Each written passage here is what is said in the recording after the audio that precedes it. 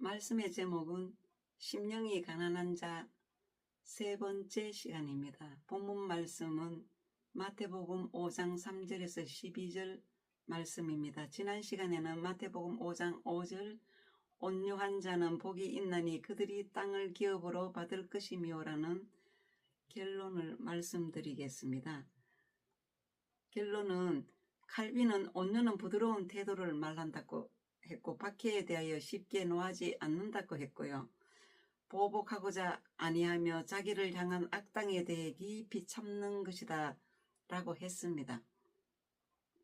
그리고 이사야 53장 7절은 그가 곤욕을 당하여도 괴로울 때에도 그 입을 열지 아니하였음이며 마치 도수장으로 끌려가는 어린 양과 털 깎는 자 앞에서 잠잠한 양같이 그의 입을 열지 아니하였도다 라고 했습니다.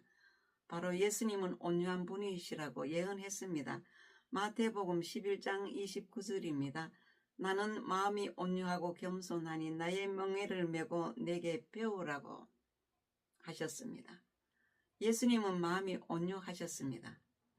요셉도 온유한 사람이었습니다. 자신을 팔아 넘긴 형제들을 용서하며 극진히 대접하였습니다.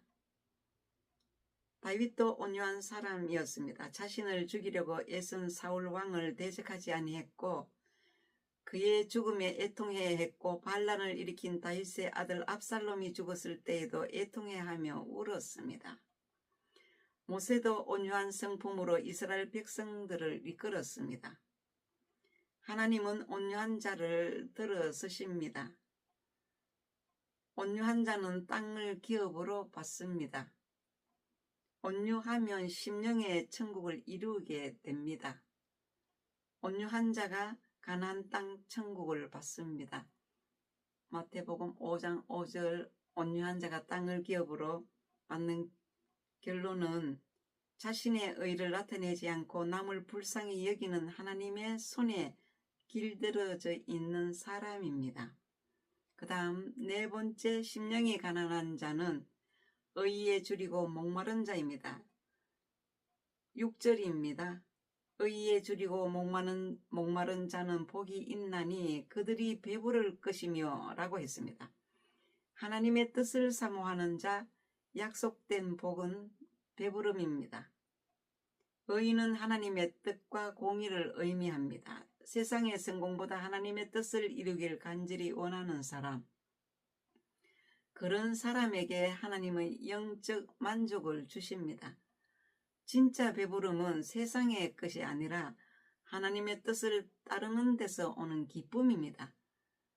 이 세상 사람들은 물질과 명예와 정욕에 줄이고 목마른 자처럼 살아가고 있습니다. 의인은 우리가 마음의 죄를 뉘우치고 회개하여 용서받은 상태입니다.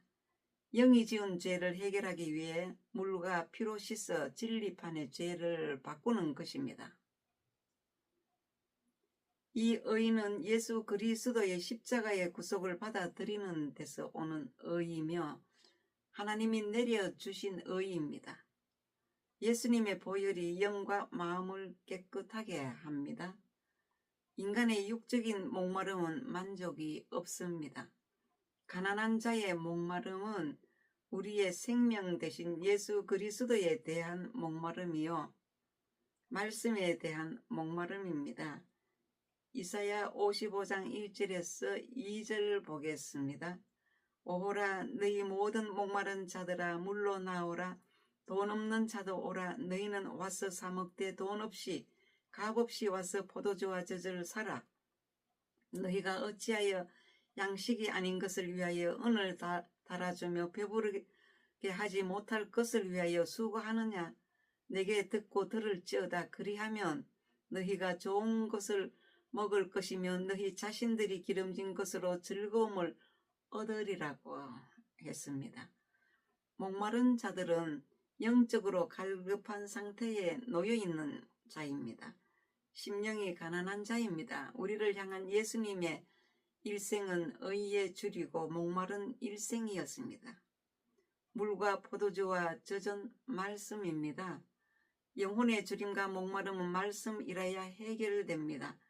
하나님의 은혜가 내게 임해야 해결됩니다. 아모스 8장 11절입니다. 주 여호와의 말씀이니라. 보라, 날이 이를지라 내가 기근을 땅에 보내리니 양식이 없어 주림이 아니며 물이 없어 가람이 아니요 여호와의 말씀을 듣지 못한 기갈이라고 했습니다.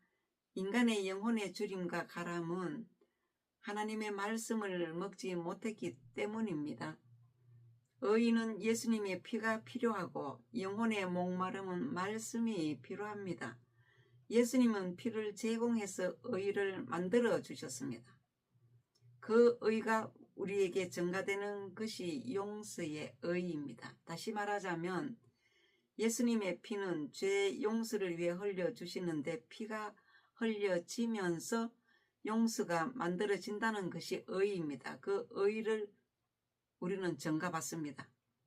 예수님은 의의 주이시고 죄 사함을 주시기 위해 목마르신 분이셨습니다. 우리들도 생명이시며 말씀이신 그리스도를 갈급해야 하고 목말라 해야 합니다. 6절의 의에 줄이고 목마른 자 결론입니다. 의인은 예수님과 나와의 관계가 늘 올바르게 돼 있는 자입니다. 의에 줄이고는 하나님과의 관계를 의로 정의함으로 관계 회복되는 것입니다. 불의에 대항하는 사람은 하나님과의 관계 회복이 안 됩니다. 의롭다 함은 삶의 방식입니다. 의로운 것을 선택해야 합니다.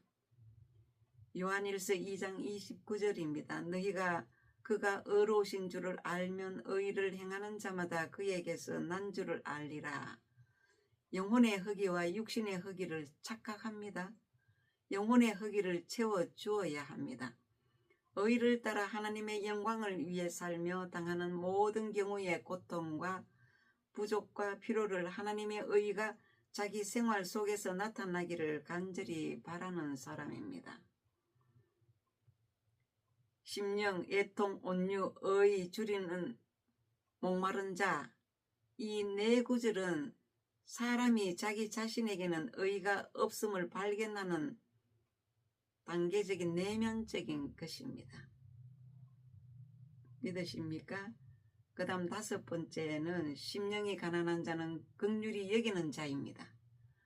마태복음 5장 7절입니다. 긍휼히 여기는 자는 복이 있나니 그들이 긍휼히 여김을 받을 것이며 했습니다.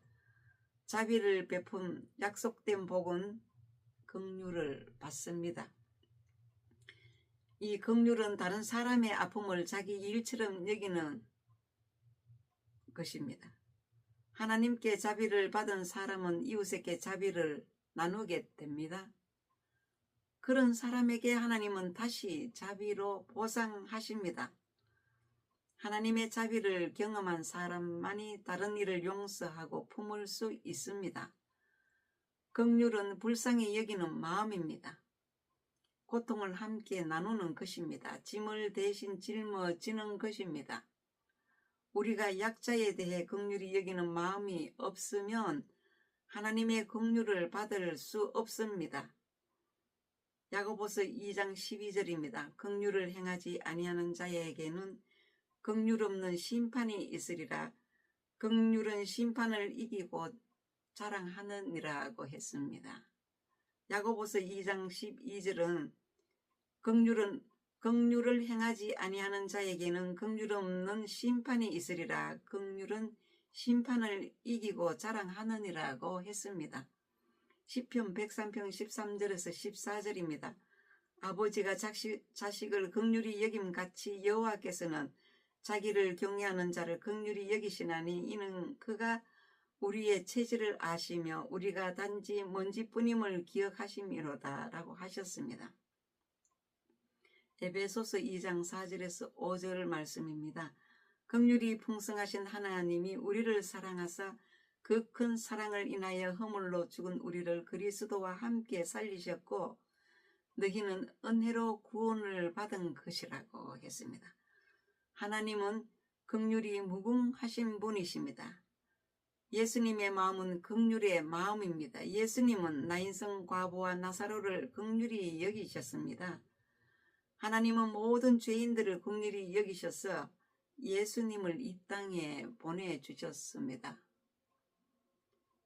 긍휼의 또 다른 모습은 사랑입니다. 긍휼은 사랑을 받는 비결입니다. 긍휼히 여기는 자는 긍휼히 여김을 받습니다. 긍휼이 없는 자는 긍휼 없는 심판을 받습니다. 지극히 작은 자에게 긍휼을 베품으로 인하여 우리가 하나님의 긍휼히 여기심을 받습니다. 마태복음 25장 34절에서 40절 말씀 기록되어 있습니다. 마태복음 25장 34절에서 36절과 40절 보겠습니다. 그때의 임금이 그 오른편에 있는 자들에게 이르시되 내 아버지께 복받을 자들이여 나와 창세로부터 너희를 위하여 예비된 나라를 상속받으라. 내가 줄일 때에 너희가 먹을 것을 주었고 목마를 때에 마시게 하였고 나그네 되었을 때에 영접하였고 헐벗었을 때에 옷을 입혔고 병들었을 때에 돌보았고 옥에 갇혔을 때에 와서 보았느니라. 임금이 대답하여 이르시되 내가 진실로 너희에게 이르노니 너희가 여기 내 형제 중에 지극히 작은 자 하나에게 한 것이 곧 내게 한 것이니라고 하시고, 여기서 지극히 작은 자 하나에게 긍휼을 베푼 것으로 주님의 긍휼을 받을 수 있다는 것입니다. 긍휼이 없는 자는 긍휼이 없는 심판이 있습니다. 야고보서 2장 13절입니다. 긍휼을 행하지 아니하는 자에게는 긍휼 없는 심판이 있으리라. 긍휼은 심판을 이기고 자랑하느니라고 기억해야 합니다. 긍휼히 여기는 자, 긍휼이란 결론입니다. 내 뜻을 꺾는 용기입니다. 긍휼은 긍휼한 사람으로 행하려고 하지 말고 긍휼한 사람으로 되라. 행동을 하는 것보다 사람으로 되어라입니다.